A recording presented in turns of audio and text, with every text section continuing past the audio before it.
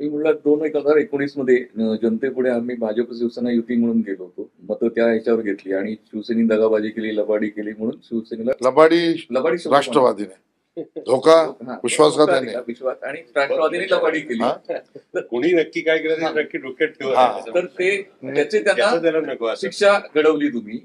तर त्या शिक्षा घडवण्यासाठी उद्धव ठाकरेंची शिवसेना फोडली हे ठीक आहे. त्याच्यानंतर सरकार आलं, ते स्थिर सरकार असतानाही तुम्ही मतदारांसमोर राष्ट्रवादी काँग्रेसच्या भ्रष्टाचाराविरोधात मतं मागितली होती अजित पवारांच्या, तरी सुद्धा तुम्ही त्यांना सोबत घेऊन मतदारांची प्रतारणा केली आहे किंवा मतदारांची लबाडी केली असं वाटत नाही का? त्यांना सरकारमध्ये घेण्याची गरज का निर्माण झाली होती स्थिर सरकार असतानाही? अशी कोणती गरज होती की अजित पवारांना तुम्ही घेतलं? उद्धवजी नैतिक वाजगले असते तर ही सगळी परिस्थिती नाही, आली नाही, नसती. अजित पवारांना एकनाथ शिंदे आल्यानंतर परत पवार सरकार सरकार स्थिर त्याचंच उत्तर असताना देतो.